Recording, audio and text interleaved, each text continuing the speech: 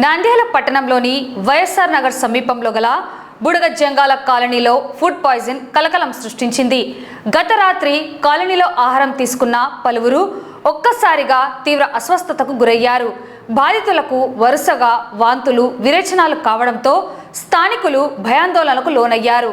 సమాచారం అందుకున్న జిల్లా వైద్య ఆరోగ్య శాఖ అధికారి doctor Venkataramana, municipal commissioner Seshanna తమ బృందంతో కలిసి వెంటనే ఘటనా స్థలానికి చేరుకున్నారు. పరిస్థితిని సమీక్షించిన అధికారులు బాధితులను మెరుగైన చికిత్స కోసం నంద్యాల జిల్లా సర్వజన ఆసుపత్రికి తరలించారు. బాధితులు తెలిపిన వివరాల ప్రకారం నిన్న ఉదయం మధ్యాహ్నం మటన్ తిన్నామని, రాత్రిపూట చిత్రాన్నం, పప్పుచారు తీసుకోవడం జరిగిందని వివరించారు. ఈ ఆహారం తీసుకున్న మరుసటి రోజు ఉదయం నుండే అస్వస్థత మొదలైనట్లు తెలిపారు. మొదట కొందరు ప్రైవేట్ ఆసుపత్రులలో చేరగా విషయం తెలుసుకున్న ప్రభుత్వ యంత్రాంగం అప్రమత్తమై అందరినీ ప్రభుత్వ ఆసుపత్రికి తరలించింది. కాలనీలో నీరు కలుషితం అయిందన్న అనుమానంతో అధికారులు తనిఖీలు చేపట్టారు. అయితే ప్రాథమిక పరీక్షల్లో నీటి కాలుష్యం లేదని తేలింది. దీంతో ఫుడ్ పాయిజన్ జరిగి ఉండవచ్చని భావిస్తున్న అధికారులు ఆహార నమూనాలను సేకరించేందుకు ఫుడ్ ఇన్స్పెక్టర్లను రంగంలోకి దించారు. బాధితులకు మెరుగైన వైద్యం అందేలా చర్యలు తీసుకుంటున్నామని, ఎవరూ ఆందోళన చెందాల్సిన పని లేదని DMHO హామీ ఇచ్చారు.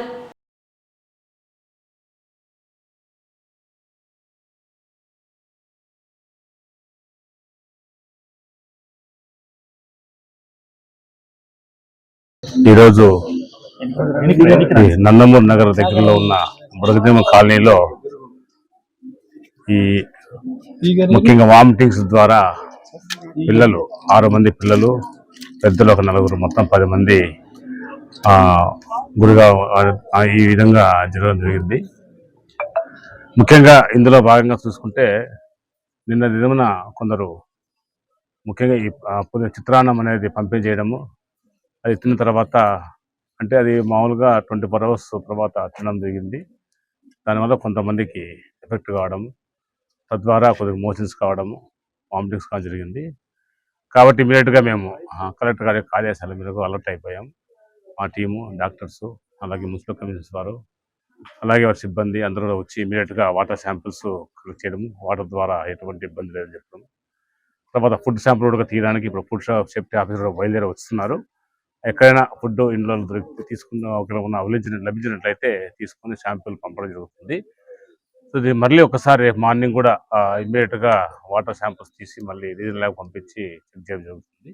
ఏమైనా కానీ ఇది జరగకూడదు అంశం కాబట్టి మనం జరిగిన తర్వాత ఖచ్చితమైన చర్యలు తీసుకుంటూ ఫర్దర్గా కేసెస్ నమోదు కాకుండా, ఎటువంటి ఇబ్బంది లేకుండా, సీరియస్ కాకుండా మెడికల్ క్యాంప్స్ కండక్ట్ చేయడము, అలాగే గవర్నమెంట్ జనరల్ హాస్పిటల్లో ఎమర్జెన్సీ వార్డులో కూడా ఇమీడియట్గా అలర్ట్ చేసి అందరినీ స్టాఫ్, మెడిసిన్స్ అలర్ట్ చేశాము. మందులు కొడతా కానీ ఎటువంటి ఇబ్బంది లేదు. తర్వాత డాక్టర్లు అందరూ కూడా అందుబాటులో ఉండేట్టుగా అక్కడ 24/7 మనకు GGH నంద్యాలలో అలర్ట్ చేశాము సూపరింటెండెంట్ గారిని. ఒక సంఘటన బుడగ జంగాల కాలనీ నుంచి రిపోర్ట్ అయింది. దానికి సంబంధించినటువంటి సమాచారం అందిన వెంటనే DMHO గారు, వారి బృందం, నేను, మా ఇంజనీర్లు, మా ఇన్స్పెక్టర్లు అందరం ఈ ప్రాంతానికి వచ్చి ఏ ఇంట్లో అయితే సమస్య ఉందని చెప్తున్నారో అటువంటి ఇంట్లో అందరూ కూడా సందర్శించాం. అందరం కలిసి అందరు చెప్పేటువంటి విషయం ఒకటేనండి, నిన్నటి దినాన ఫుడ్ ఎక్కడో ఒకటి తెచ్చారు, అది కొంతమంది తిన్నారు పిల్లలు, వీళ్ళందరూ కూడా. దానివల్ల ఈరోజు మధ్యాహ్నం నుంచి కొంత ప్రాబ్లం అయిందని అనేసి హాస్పిటల్స్కు వెళ్ళి వచ్చారు, బాగుంది.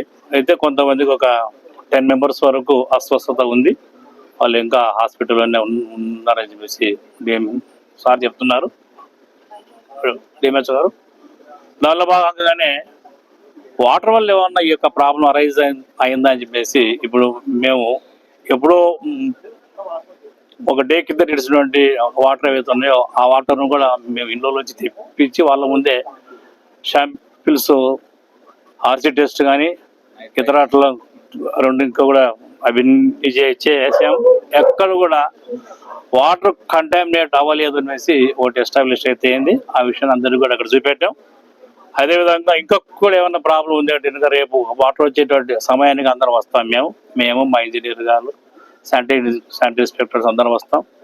వచ్చి ప్రతి ఇల్లు కూడా ప్రతి ఇంటికి వెళ్ళి ఎలా ఉన్నాయి ఏంటి వాటర్ అనేటువంటి విషయాన్ని కూడా గమనిస్తాం. సో ఈ విషయాన్ని గమనించాలి. ఫుడ్ అనేది కూడా ఏంటంటే ఇంకా ఇక్కడ ఉండేటువంటి వాళ్ళు చెప్పేటువంటి విషయం ఏంటంటే నిన్న ఎప్పుడో ఉండేటువంటి ఆ ఫుడ్ను రాత్రి లేట్ నైట్ కానీ ఈరోజు అర్లీ వర్ష కానీ బ్రేక్ఫాస్ట్ కింద వాళ్ళు ఎంతో కొంత వేసుకోవడం వల్ల జరిగినటువంటి ఇబ్బంది అనేసి వాళ్ళు చెప్తున్నారు. సో ఇక్కడ ఉన్నటువంటి లోకల్ ట్రెడిషన్ అవచ్చు, ఇంకోటి కావచ్చు, అలాంటి ఆ యొక్క ఇదిలో వాళ్ళు ఫుడ్ తిన్నారు, దానివల్ల ప్రాబ్లం అయింది అని చెప్పేసి వాళ్ళు ఒప్పుకుంటున్నారు. అదేవిధంగా డాక్టర్స్ కూడా అదే చెప్తున్నారు. అయినప్పటికీ రేపు మరొక్కసారి ఫుడ్డా వాటరా అనేది 2 విషయాలు ఏదనేసి ఆ క్లారిటీ తీస్తాం. నా పేరు విభూతి బాలకుల్లాయప్ప, వైఎస్ నగరం బుడగజంగల కాలనీ. ఇక్కడ ఫుట్బాల్ తినడం వలన, మున్సిపాలిటీ నీళ్ళు తాగడం వలన మాకు మోషన్ ఎక్కువయ్యి సీరియస్గా ఉంటే హాస్పిటల్ పోయి వేసినాము. ఇంకా ఇప్పటికి ఏం తెలియలే. హాస్పిటల్నే చికిత్స చేస్తున్నారు, కాకపోతే ఏం పట్టించుకోవడం లేదు ఎవరు కానీ. ఇది సార్ జరిగిన సంగతి. తీసుకున్నారు. పొద్దున మధ్యాహ్నము మటన్ తిన్నాము, రేతిరికి చేపల చారు, చిత్రాన్నము, పప్పుతో చారుతో తిన్నాము. అంతే సార్. తెల్లారి 6 గంటల నుంచి స్టార్ట్ అయింది సార్.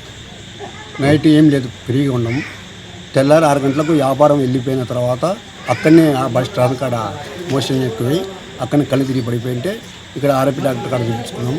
కొంచెం తగ్గినాయి. మళ్ళీ ఇంకా ఎక్కువ సీరియస్ అయ్యి మోషన్ అవుతూనే ఉండేవి, ఇప్పుడు అవుతూనే ఉండేవి. కాకపోతే ప్రైవేట్ హాస్పిటల్లో రాఘవేంద్ర హాస్పిటల్ అని, సాయిబానకాడ హాస్పిటల్ అని ఆడ చేర్చాము. ఇంకా ఏం చెప్పలేము, ట్రీట్మెంట్ ఏమో జరుగుతూనే ఉంది సార్. ఇప్పటికి 60,000 70,000 రూపాయలు ఖర్చు అయినాయి. కాకపోతే ఇంకా చెప్పలేము అంటున్నారు వాళ్ళు. మోషన్స్ మాత్రం ఆగలేదు. నా పేరు రవి. నిన్న నైట్ కొంచెం పెళ్లికాడ కొంచెం అన్నం మిగిలితే తీసుకొచ్చి ఇచ్చారు, తిన్నాము అందరం కలిసి. మా సగం పేట అంతా తిన్నాము. తినడం వల్ల నైట్ బాగుంది. ఇంకా ఉదయకాల సమయంలో వాంతులు, బేదులు, జ్వరం 102, 103, 104 కూడా జ్వరం వచ్చింది. అంత ఫీవర్ జ్వరంలో ఇంకా వాంతులు, బేదులు మొత్తము. ఇప్పుడు కూడా కోలుకోలేదు. ఇంకా ఇప్పుడు అలాగే ఉంది. హాస్పిటల్కి వెళ్ళాము, చూపించుకున్నాము. అయినా పోలే, పెళ్లికాడ నుంచి ఇచ్చారనమాట. మిగిలింటే తీసుకొచ్చారనమాట. తీసుకొస్తారనమాట. 60 మంది అనుకుంటారు. 60 మంది, 70 మంది. కొంతమంది రికవర్ అయ్యారు, కొంతమంది కాలేదు. ఇంకా మా ఫ్యామిలీ అయితే ఇంకా కాలే, 1, 2, 3, 4, 5 మంది అనుకున్నాం. విని ఇంకా రికవర్ కాలేదు.